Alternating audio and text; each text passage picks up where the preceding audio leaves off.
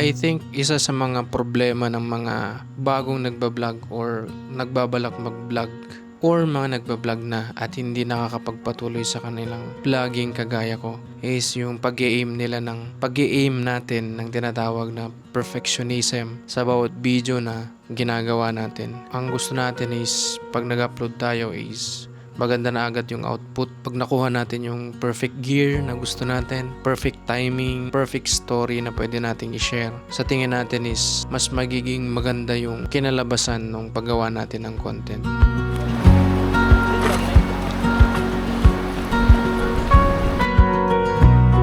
Ang katotohanan nun, yung pagkakaroon ng ganong kaisipan na kailangan perfect lahat ng content, ng output na gagawin mo dito sa YouTube is nagiging hindrance sa growth natin as content creator, or yung creative process na tinatawag sa paggawa ng content is nadidelay sapagkat ini-aim natin yung perfection. Iniisip ko kaya tumigil ako. Iniisip ko na kapag siguro meron akong magandang camera, meron akong magandang gears, gamit, siguro mas maging maganda yung output. Of course, gaganda naman talaga yung output kapag meron kang mga high-end na camera. But I think ang pinakamahalaga dyan is yung tinatawag na story na isinishare natin. Meron akong mga nakikitang YouTube channel na hindi naman ganun ka high quality yung kanilang upload. Hindi naman ganun kaganda yung mga gears na gamit nila. Minsan cellphone lang. But what matters is yung istorya na dala-dala nung video na meron sila. So yun yung natutunan ko for the past 3 years na tumigil ako sa pag-upload dito sa YouTube channel. Nakita ko yung growth ng mga content creator na yon, na hindi sila nakafocus dun sa gamit, hindi sila nakafocus dun sa mga bagay na wala sila, kundi nakafocus sila dun sa meron sila at kung paano nila i-utilize yung mga bagay na meron na sila.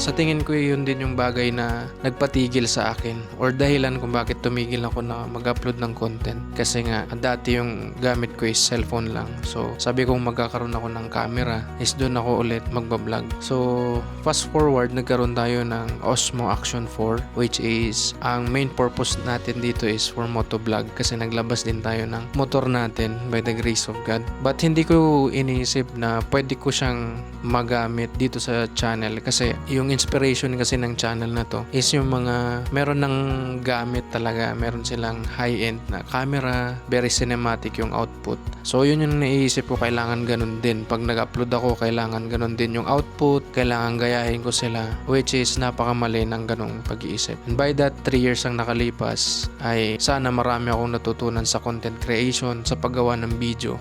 Personally, na-delay. Hindi naman ibig sabihin wala akong natutunan sa paggawa ng content. Still gumagawa pa rin ako ng video, nag-edit pa rin ako ng video, but not for myself, para sa Facebook page ng LGU namin at sa iba kong mga YouTube channel. So dito sa aking personal na YouTube channel, natigil na kasi ini-aim ko yung perfection. Gusto ko maganda agad, which is very wrong decision.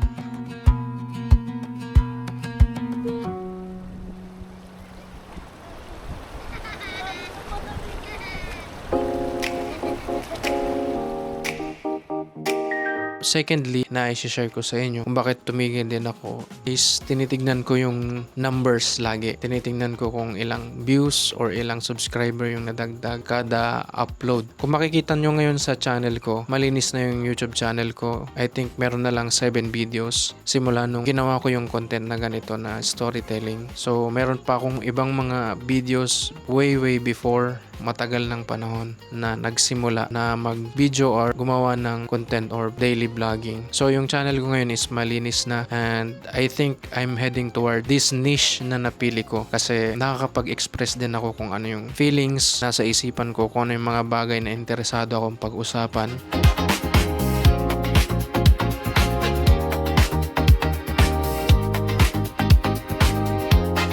mali yung perception ko sa number na nakikita ko about sa subscribers, about sa watch hours, about sa views nung videos na ina-upload natin. So, yung ating video na ina-upload every time na nag-upload tayo, minsan 80 views or 100 views lang siya. Pero sa katunayan, kung ilalagay mo sa perspective ng physical perspective to, kasi sa digital number lang naman nakikita mo, pero kung ilalagay mo siya into reality, yung 100 person na nanood ng video mo, pagkarap mo yung mga tao na yun is napakadami na ng 100. So ibig sabihin merong 100 people na nanood ng video mo at nakapakinig ng story mo.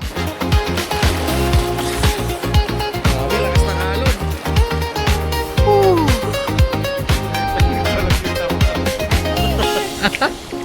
Yeah?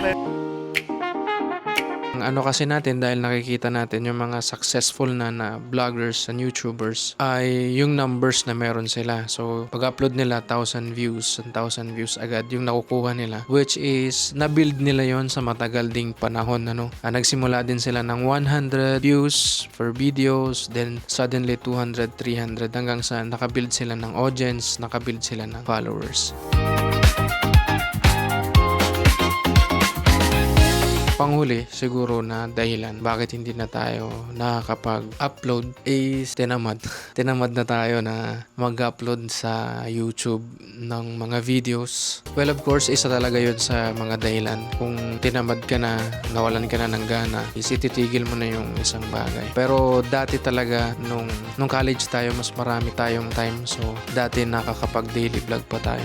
Although, hindi tayo masyadong aware kung ano yung vlogging, style ng vlogging. At least tinatry natin kung paano mag-vlog. So again, this video ay para lang ma-warm up ulit yung dati, ma-warm up ulit at nasanay lang tayo magsalita sa camera ulit kasi matagal na panahon hindi tayo nakapagsalita sa camera. So pag pinapanood ko nga yung video ko, yung mga last video ko dati, parang naano ako na kinaya kong magsalita ng ganun. So sa ngayon naninibago ulit ako na mag-share, na magsalita. Sana sa mga susunod na uploads natin, kung lulubin ng Panginoon, is mas maging clear pa tayo, mas yung magkaroon ng clarity yung bawat story na sinishare natin dito sa platform na to. So, hindi lang naman para mag-share ng stories, kundi nakikita ko rin na isa din ito sa way para mag-store ng mga memories na pwede mong balikan. Pag pinanood mo, maraming babalik sa isipan mo yung emotion, very nostalgic pag binalikan. So, meron din akong mga regrets na hindi ako nakapag-video for the last 3 years. Maraming mga magagandang nangyari na sana pag nakuhanan ng video is malaking magandang memory na babalik-balikan mo sa YouTube pag pinanood mo. So yun, sana tulungan tayo ng Panginoon na magawa natin ito ulit, makapag-create tayo ulit ng content. So yun lang guys, thank you for watching my videos and see you guys on the next video and God bless everyone.